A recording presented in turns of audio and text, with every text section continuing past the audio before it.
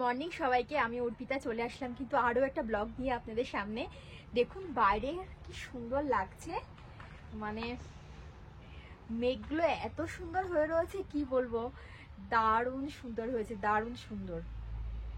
মানে আমি ছাদে নিচে ছিলাম, তারপরে কি ভাবলাম একটু ছাদে আসি, মাথায় একটু দই দেবো, দই দিলে আবার চুলগুলো খুব ভালো থাকে। এখানকার জলটা এরকম না, চুলগুলো খুব মানে শুষ্ক হয়ে যায়, রুক্ষ হয়ে যাচ্ছে।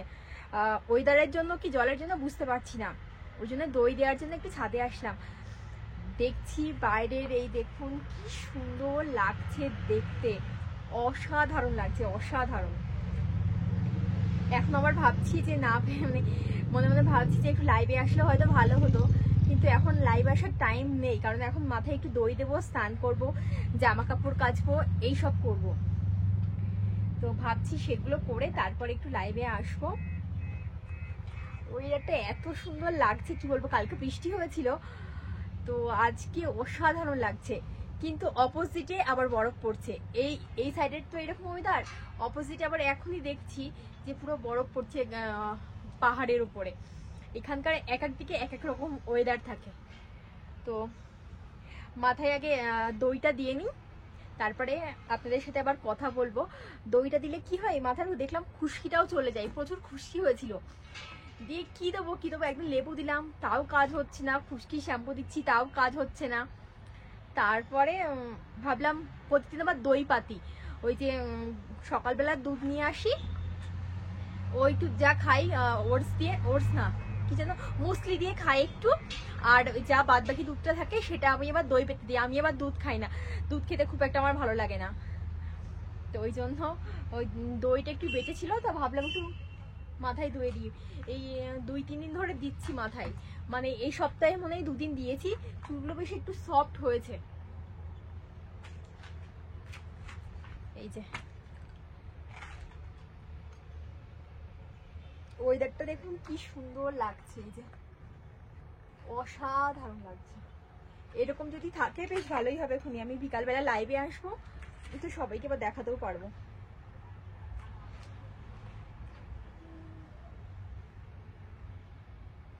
আমার ফোনটা ক্যামেরার কাজ, মানে আয়নার কাজ হয়ে যাচ্ছে।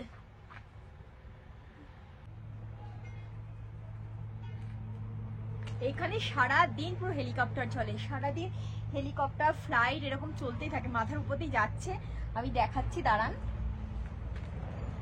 এক্ষুনি যাবে, ফটফট ফটফট করে আওয়াজ করছে।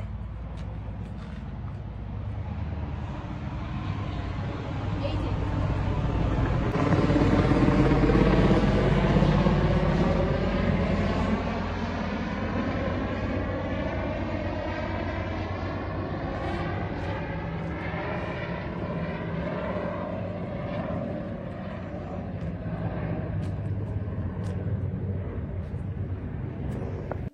এই যে এখানে যে এয়ারপোর্টটা আছে না, ওই এয়ারপোর্টটা জানেন তো এয়ারফোর্সের।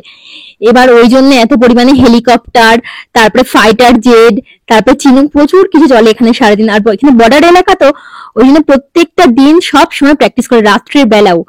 মানে কি বলবো, এত পরিমাণে আওয়াজ হয়। যখন ফাইটার জেট চলে না, তখন ভয়ও লেগে যায় যে বাবারে বাবা কি আওয়াজ হচ্ছে। প্রথম যেদিন এসেছিলাম তার 2 দিন পরে, তখন এই ঘরে ছিলাম না, অন্য ঘরে ছিলাম, তখন দেখি ওরকম জোরে জোরে ফাইটার জেট চলছে, তাও ভোরবেলা। আমি ওকে বলছি এই কিছু হলো না তো এখানে, কিছু হলো না তো এখানে, এরকম প্রথম প্রথম আসলে যেরকম হয়। আর দই দিলে মাথায় কিরকম কাজ হয় একটু সবাই আমাকে জানাবেন। আমার কিন্তু বেশ ভালোই কাজ হয়েছে, চুলগুলো খুব সিল্কি হয়েছে, মানে স্পা করলে যেরকম হয় না সেরকম। শুধু দই দিয়েছি, ভেবেছিলাম একটু লেবু টেবু দেবো, তো কিন্তু লেবু আর দিইনি, শুধু দই দিয়েছি। এখানে মুলতানি মাটির পাহাড় আছে, তো একদিন মাথায় দেখি মুলতানি মাটি দিয়েছি, ভেবেছি যে এমনি বেলে মাটি দিলে যেরকম সুন্দর হয় সেরকম সুন্দর হবে চুলগুলো। ওরে বাবা, তারপরে দেখি আমার চুলের পুরো 12টা বেজে গিয়েছে, যেরকম ধূসর রং হয়ে গেছে সেরকম শুষ্ক হয়ে গিয়েছে।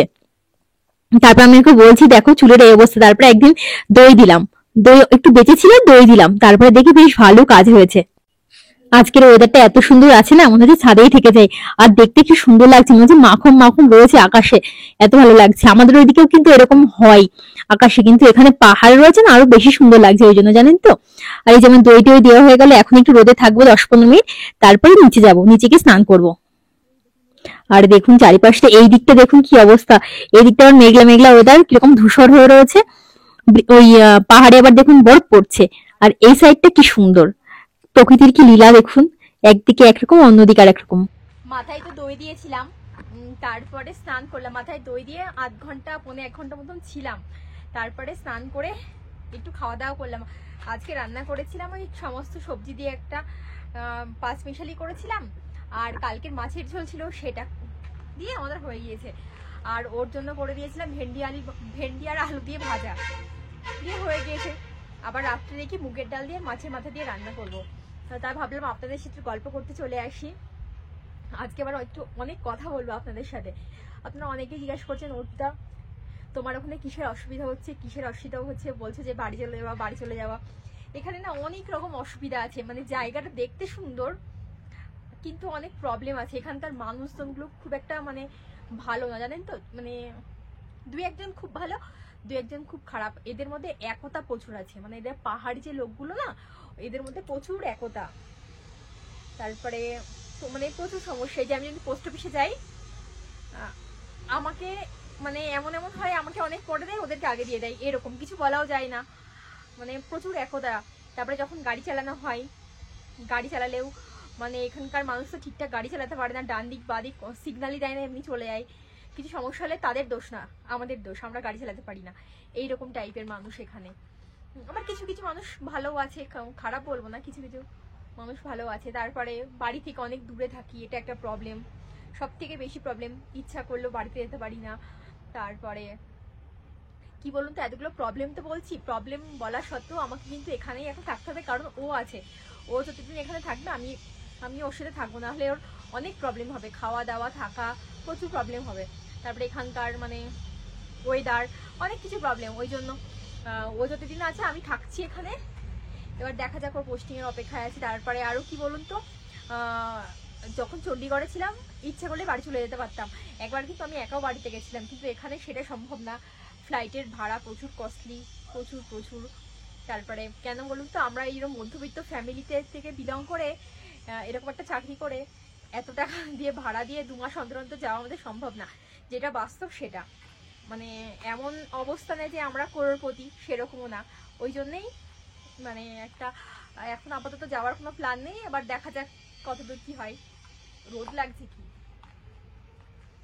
আর আর কি বলুন, তার একটা চণ্ডীগড়ে থাকতে যখন ছিলাম, কি বাড়িতে থাকতে পারে, একটু সাজুগুজু করতে পারতাম, একটু শাড়ি পরতে পারতাম। এখানে তো তাও অবস্থা নেই।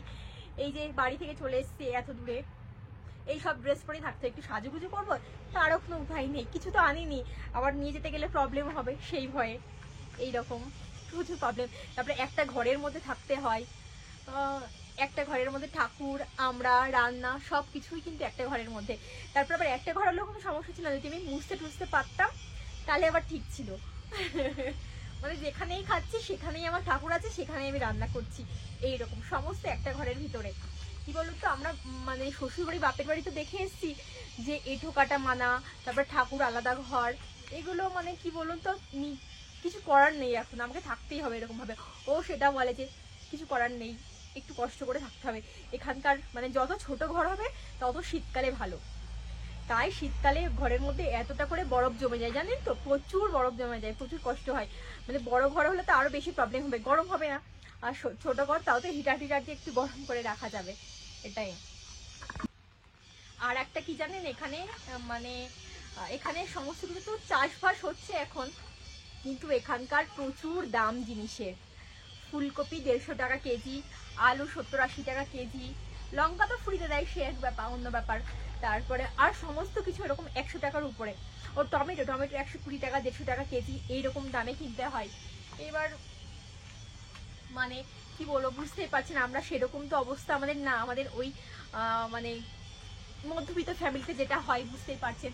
কিন্তু এখানকার মানুষ কি বলুন তো, দুজনাই মানে এখানকার ফ্যামিলিতে যদি 5 জন থাকে, 5 জনাই মানে মানে কাজ করে, কোনো না কোনো কাজ। কেউ টুরিস্টের পিছনে আছে, কেউ হোটেলে আছে, কেউ বাড়িতে চাষ করছে। ওই জন্য এখানকার মানুষ থাকতে পারে, না হলে থাকতে পারতো না, এত কস্টলি। এখানে কিন্তু চাষ হয়, নদীর ধারগুলোতে চাষ হয়, কিন্তু তার দামও খুব বেশি। ওই যে আগের ভিডিওতে আমি দেখাচ্ছিলাম তো, বয়স্করা বিক্রি করছিল, তো ওই রকম 150 টাকা, 100 মানে 20 টাকা এরকম কেজি, সব কিছুতে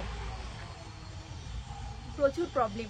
কিন্তু জায়গাটা সুন্দর, ওয়েদারটা অসাম ওয়েদার।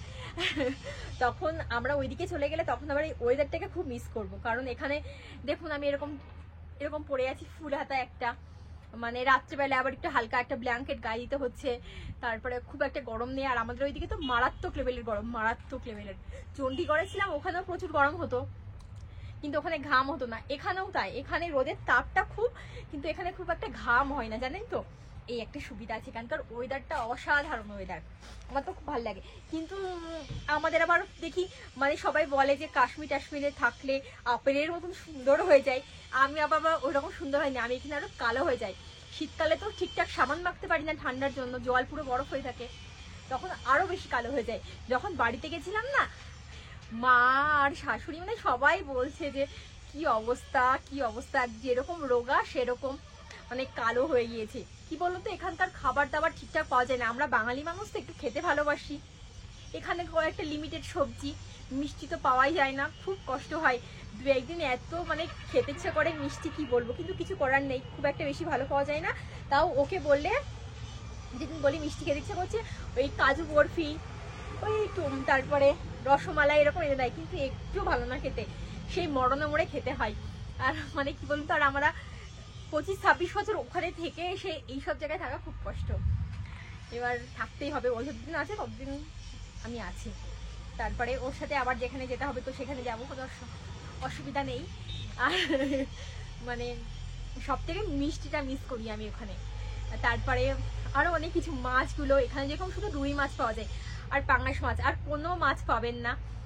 ওখানে আমাদের ওখানে যেরকম বিভিন্ন রকম মানে পুকুরের মাছ, বিলের মাছ, ইলিশ মাছ, সামুদ্রিক মাছ, প্রচুর মাছ পাওয়া যায়। তাতে আবার আমার বাবার মাছের আড়ত, তাহলেই বুঝুন আমি কত মাছ খেয়েছি যখন বাপের বাড়ি ছিলাম। আর এখন মানে মাকে বলি, মাও প্রচন্ড মন খারাপ করে, কিন্তু কিছু করার নেই, যেটা বাস্তব সেটাকে তো মানতেই হবে, এটাই। আর সারা জীবন তো এখানে থাকছি না, আর কটা দিন আছি সেই অপেক্ষায় আছি যে কবে পোস্টিংটা আমাদের আসবে।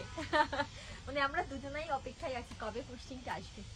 কিন্তু জায়গাটা অসাধারণ, ওর চাকরির জন্য কিন্তু মানে আমি এখানে আসতে পেরেছি, এটা না হলে আমি জীবনে আসতে পারতাম না। এখানে যে থাকাটা সবাই মানে একটা ড্রিম প্লেস লে লাদাখ, সেখানে এসে আমি থাকছি, আমার ভাগ্য ভালো আমি যেখানে থাকছি, তাই না বলুন। প্রচুর জায়গা দেখতে পেয়েছি, অসাধারণ দৃশ্য দেখতে পেয়েছি, মানে জীবন সার্থক।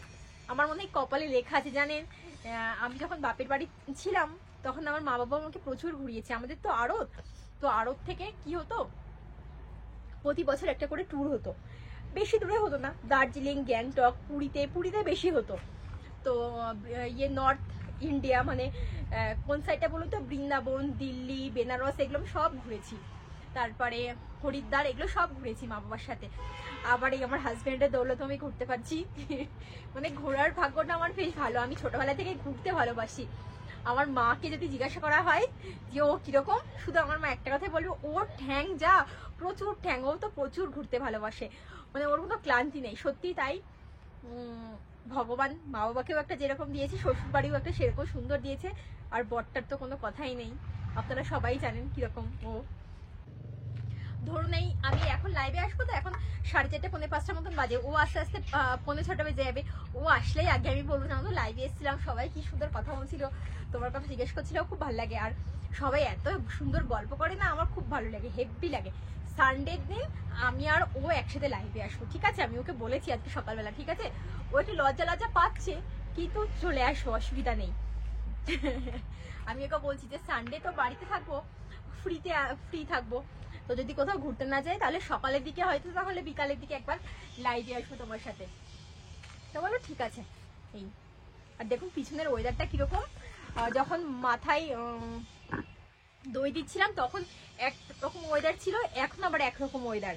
এখন আবার এইদিকে মেঘ করেছে, তখন আবার এইদিকে মেঘ করেছিল, মানে এখানকার ওয়েদার বোঝা মুশকিল। এখন খারদুংলার দিকে হয়তো দেখুন কিরকম কালো মেঘ হয়ে রয়েছে, ওদিকে বরফ পড়বে আজকে, মানে নির্ঘাত বরফ পড়বে। কালকে সকালে উঠে দেখবো পাহাড় পুরো সাদা হয়ে রয়েছে। গল্প করতে এত ভালো লাগে আপনাদের সাথে, কি বলবো। অনেকদিন ভিডিও তো ঠিকঠাক দিতে পারিনি, এখন থেকে পুরো ভিডিও একদম ঠিকঠাক দেবো, নো টেনশন, নো চিন্তা। লাদাখটা পুরো দেখাবো, এই এসে আছি। আর ঘুরবো, প্রচুর ঘুরবো, এখনো প্রচুর ঘুরবো, খুব তাড়াতাড়ি সেগুলো আপনারা ভিডিও দেখতে পারবেন। আর সবাই এত ভালোবাসা দেয়, আমার খুব ভালো লাগে। আজকে আপনাদের সাথে অনেক গল্প করলাম, মনের কথা বললাম। কি বলুন তো, একা একা থাকতে হয় তো খুব একটা ভালো লাগে না। ও যখন চলে আসে তখন আবার বেশ ভালো লাগে। আর না হলে দিদি বেবচা এদের সাথে থাকতে হয়, না হলে ভিডিও করি, আর না হলে পোস্ট অফিসে কাজ করি। পোস্ট অফিসে সাধারণত সকালবেলায় যাই, ওর সাথে চলে যাই, আর আসার সময় হাঁটতে হাঁটতে কি বাস চলে আসি। আর তারপরে এসে নিজের কাজ করব, স্নান, কাচা, খাওয়া দাওয়া এইসব করি। এইসব করে করে টাইম কেটে যায়। চণ্ডীগড়ে যে মজাটা পেয়েছিলাম থাকাই, আমার প্রথম জীবনের প্রথম ওরকম বাইরে থাকা, চণ্ডীগড়কে আমি জীবনে ভুলবো না, জীবনে না। মানে আমার সাথে যারা ছিল, সুষমা, শিল্পীদি, তারপর ওদের হাজবেন্ডরা মানে দাদারা, তারপরে পূজা, এত ভালো কি বলবো। আমার কি বলুন তো, সব থেকে বড় কথা আমাদের বয়সটা সমান সমান ছিল, তো ওই জন্য আমাদের বেশি ভালো লাগতো। মানে আড্ডা, ইয়ার্কি, ঝগড়া, মানে সমস্ত কিছু হতো। খারাপ কথা, ভালো কথা, মানে কি বলবো, মানে বন্ধুদের সাথে যেরকম হয় সমস্ত কিছু হতো। ওই জন্য আরো বেশি ভালো লাগতো। তারপরে ঘুরতে যেতাম আমরা, দেখতেন তো মাঝে মাঝে শনিবার হলেই ঘুরতে চলে যেতাম। খুব ভালো লাগতো, খুব ভালো লাগতো। টাইমটা যে কোথা দিয়ে কেটে যেত কিছু বুঝতাম না। এখানে আর টাইম কাটে না, এখানে কি বলবো, এখানে আর টাইম কাটে না। তাহলে আজকের মতন ভিডিওটা এখানেই শেষ করি। আবার একদিন আপনাদের সাথে এরকম সামনাসামনি কথা বলতে আসবো খুব তাড়াতাড়ি। তো তাহলে বাই বাই। এখন আবার একটু লাইভে আসবো, ঠিক আছে? বাই বাই, নমস্কার। এই যে আমি এই দুটো নিয়েও রেডি হয়ে পড়েছি। এই দুটো মানে লাগে যখন লাইভে আসি, তখন না হলে শোনা যায় না ঠিকঠাক। রাস্তার পাশে, তারপরে হাওয়া হয় প্রচুর, ওই জন্য শোনা যায় না। এই যে এই দুটো নিয়ে রেডি হয়ে পড়েছি। তো আজকের মতন তাহলে বাই বাই।